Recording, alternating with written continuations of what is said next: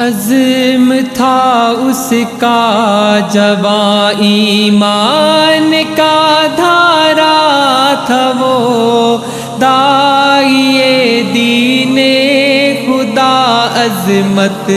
کا مینارہ تھا وہ۔ محترم جناب قاضی حسین احمد صاحب کا آخری مرتبہ پر نور چہرہ میں نے اور میرے ساتھیوں نے جناب پروفیسر غفور احمد کے جنازے کے موقع پہ دیکھا۔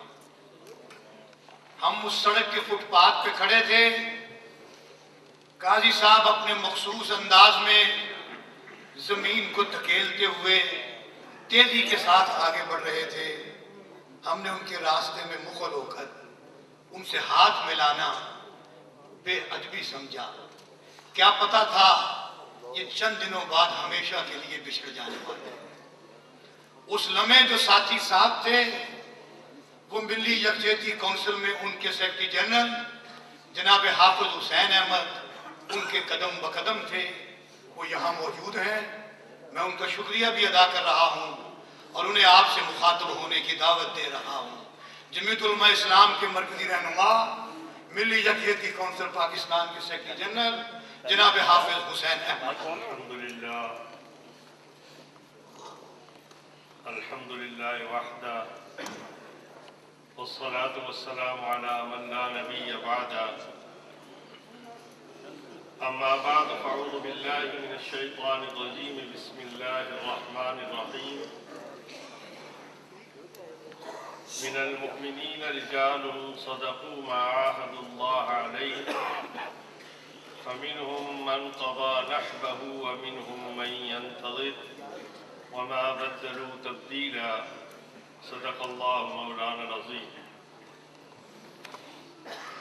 سبحانک لا علم لنا الا ما علمتنا انک انت العلیم الحکیم۔ قابل احترام صدر محفل، برادر مکرم جناب سید منور حسن صاحب، امیر جماعت اسلامی پاکستان،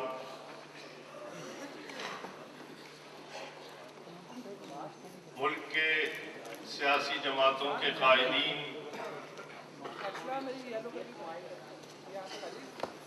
برادر عزیز،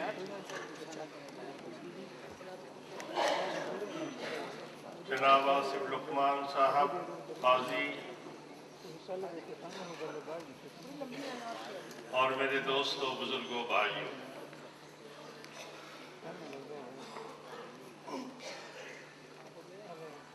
آج اسلام کے ایک عظیم سپوت قاضی حسین احمد کو مرحوم کہتے ہوئے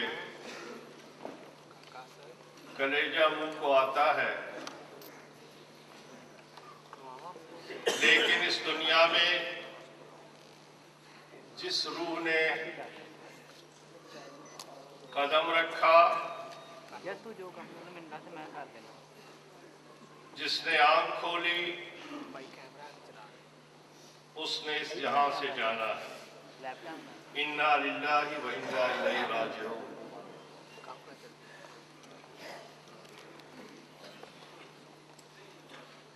آج ان کی یاد میں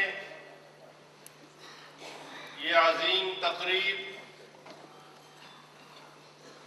یہ صرف قاضی خاندان کا غم نہیں، جماعت اسلامی کا دکھ نہیں، قاضی حسین احمد کی رحلت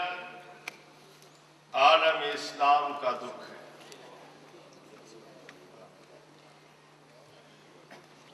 لیکن اس دکھ کے ساتھ ایک اور حقیقت یہ بھی ہے،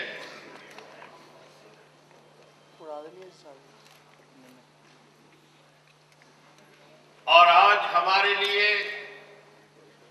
سوچنے اور کا مقام بھی، آج وہ شخصیت اس دنیا میں نہیں رہی جس نے قوم کے، ملت کے اتحاد کے لیے اپنی نوجوانی سے لے کر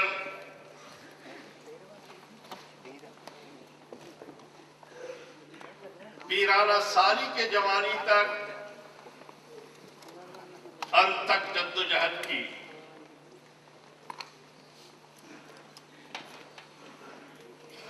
آج ہم سب یہاں اسٹیج پر موجود سیاسی زعماء اور قائدین بلا تخصیص ہر جماعت کے اس عظیم شخصیت کو خراج عقیدت پیش کر رہے ہیں، لیکن میں بیٹھا سوچ رہا تھا کہ کیا ہم جیسے پاکستانی بے حس قوم سے خراج عقیدت حاصل کرنے کے لیے قاضی حسین احمد جیسے شخصیات کو مرنا پڑتا ہے. اور کیا یہ حقیقت نہیں کہ جب تک ایسی شخصیات میدان عمل اور کارزار میں قوم کی رہنمائی کے فرائض انجام دیتے رہتے ہیں، تب ہمارا سب سے بنیادی فائدہ یہ ہوتا کہ ہم ان کی بھرپور مخالفت کریں، وہ چاہے قاضی حسین احمد ہو، وہ چاہے پروفیسر غفور ہو، وہ چاہے ہمارے دیگر قائدین ہو جو اس دنیا سے رخصت ہو چکے ہیں یا اس دنیا میں اور ہمارے سامنے اب بھی موجود ہیں.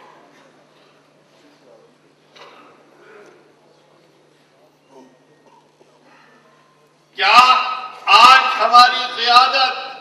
سیاسی قیادت، ہماری مذہبی قیادت جو آج قاضی حسین احمد اور پروفیسر غفور احمد کی یاد میں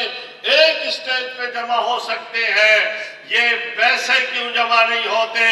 کیا ہمیں موت اور سانحات اکٹھے بٹھا دیتی ہے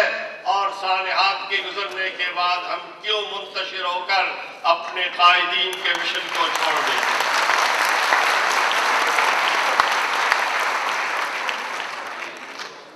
کیا ہمیں اتحاد کے لیے، اتحاد امت کے داعی بننے کے لیے ہمیں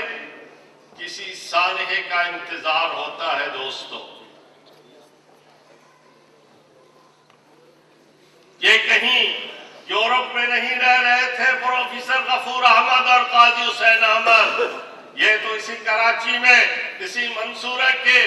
ایک چند مرحلے کے مکان میں تھے. یہ اسی حال میں کئی بار آپ کو گرجتے نظر آئے، یہ ایوانوں میں کئی بار آپ کا دکھ لے کر سامنے کھڑے نظر آتے رہے. لیکن کیا بات ہے، کب ہم جاگیں گے، کب امت کے اتحاد کے حوالے سے ان کی جدوجہد کو اور ان کے ان کاوشوں کو اور ان کے ان خوابوں کو شرمندہ تعبیر کرنے کے بارے میں سنجیدگی سے سوچیں گے؟ یقیناً آج ملک میں اگر پارلیمانی نظام ہے اور اگر آج اسلامی جمہوریہ پاکستان میں ایک اسلامی دستور موجود ہے، اگر 73 کے دستور کے حوالے سے ہم اس بات کو آگے بڑھائیں گے تو یقیناً ہم اگر کسی کو کریڈٹ نہ دیں لیکن اللہ اور آنے والا مورخ بھی کبھی بھی پروفیسر غفور احمد کی کاوشوں کو نظر انداز نہیں کر سکے گا. ذرا اندازہ لگائیے ان ایوانوں میں، جن ایوانوں میں ہمارے یہ رفقا بیٹھے ہیں، جن ایوانوں میں عوام کی نمائندگی موجود ہوتی ہے، اگر وہاں پر مفتی محمود، وہاں پر شاہ امن نورانی، وہاں پر پروفیسر غفور احمد جیسے صرف 3-4 چیدہ افراد کو قوم اگر بھیجتی ہے تو پھر 73 کا دستور آپ کو ملتا ہے. اس میں آپ کے صدر کے لیے مسلمان ہونے اور ختم نبوت کے لیے ایمان لانا ضروری قرار پاتا ہے. 74 کی ترمیم میں ختم نبوت کے منکرین کے حوالے سے انہیں خارج الاسلام قرار دیا جاتا ہے. لیکن میرے محترم دوستو، میں یہ سمجھتا ہوں کہ پروفیسر غفور احمد نے اور قاضی حسین احمد نے جماعت اسلامی میں رہ کر عالم اسلام کی جو خدمت کی ہے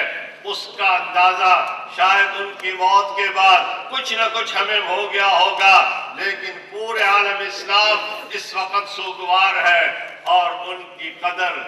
عالم اسلام کے ان اسکالر اور علماء اور دانشوروں نے برملا کیا ہے۔ جب ہم غیر ملکی حوالے سے مختلف سیمینار اور مختلف پروگرام اور مؤتمرات میں بیرون ملک جاتے تھے اور جاتے رہے ہیں، تو ہم یقیناً جانیے، مجھے برملا کہنے دیجئے کہ اگر جماعت اسلامی کا نام آتا اور شاید کوئی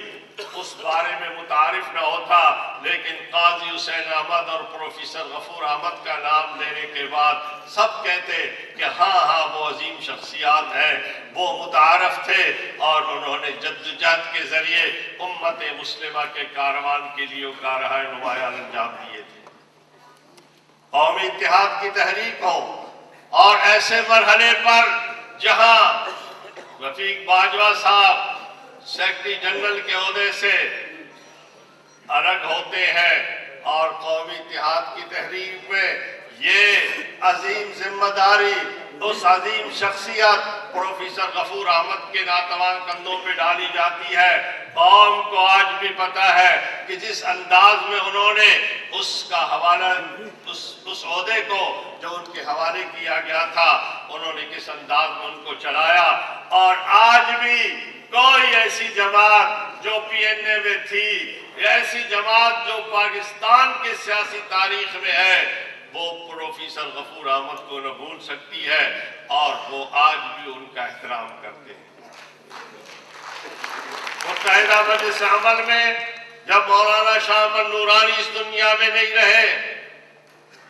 اس وقت بھی اگر نظر انتخاب کہیں پہ پہنچا تو وہ قاضی حسین احمد رحمہ اللہ تھے کہ جن کو متحدہ مجلس عمل کا سربراہ بنا دیا گیا۔ ملی یکجہتی کونسل کے حوالے سے میں اپنی بات مختصراً عرض کروں گا کہ امت مسلمہ کے اتحاد کے حوالے سے جو درد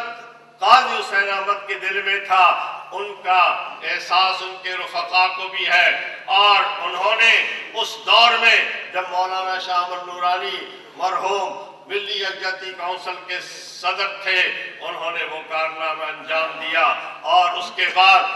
پچھلے سال 21 مئی کو انہوں نے ان شیرازہ بکھری ہوئی جماعتوں کو ایک بار پھر جمع کیا،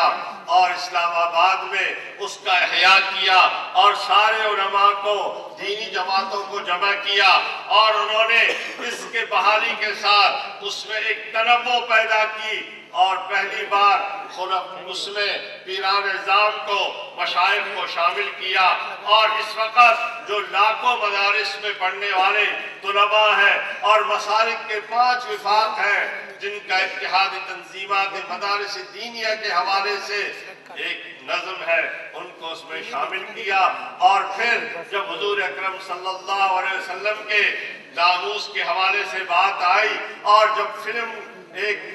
سامنے آیا، اس وقت آپ نے دیکھا کہ آپ کے دباؤ سے عالمی سطح پر لوگ میدان میں نکلے۔ وزیر اعظم راجہ پرویز اشرف نے اعلان کیا کہ ہم احتجاج کے طور پر ایک دن منانا چاہتے ہیں، اور جمعے کے دن انہوں نے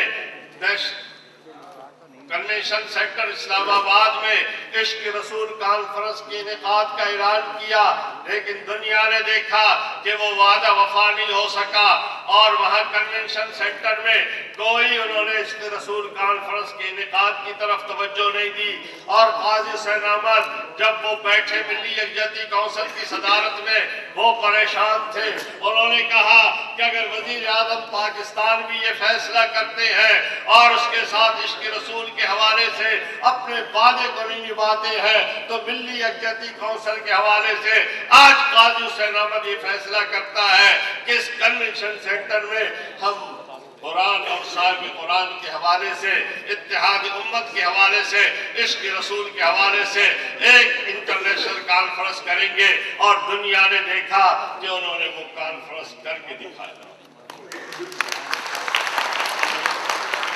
اور میں بات مختصر کرتا ہوں، دل تو بہت چاہتا ہے کہ سفر میں، حضر میں اور دنیا میں جس انداز میں انہوں نے کام کیا، لیکن ان کے اسلامی نظریاتی کونسل جو آئین کے آرٹیکل 230 کے تحت ایک ادارہ ہے، اس کے سفارشات کو عملی جامہ پہنانے کے لیے ایک کمیشن کا انہوں نے اعلان کیا۔ تنازعات کے حوالے سے مختلف مسالک کے درمیان جو ہے اس کے لیے انہوں نے ایک کمیشن کا اعلان کیا۔ نظام تعلیم کے طبقاتی نظام تعلیم کے خلاف انہوں نے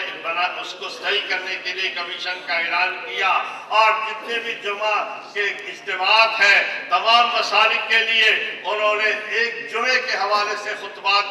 کمیشن بنایا تاکہ ہر مسلح اور ہر محراب سے اتحاد امت کی ایک آواز ابھرے۔ آج وہ ہم میں نہیں ہے، لیکن اگر آج ہم ان کی عقیدت کا دم بھرتے ہیں تو ہمارے لیے ایک ہی کام ہے۔ میں اپنے ان دوستوں سے جو بیٹھے ہوئے ہیں اللہ کے نام پہ، رسول کے نام پہ، ملک کے استحکام کے نام پر، عوام کی زبون حالی کے نام پر اپیل کرتا ہوں کہ آپ صرف صالحات میں اکٹھے نہ ہو، باہر نکلیں اور قاضی حسین احمد اور پروفیسر غفور احمد کے مشن کے لیے میدان میں نکلیں، اور اتحاد امت کا جو خواب انہوں نے دیکھا ہے انہیں آپ شرمندہ تعبیر کریں۔ وآخر دعوانا الحمدللہ۔ عزم تھا اس کا جواں ایمان کا دھارا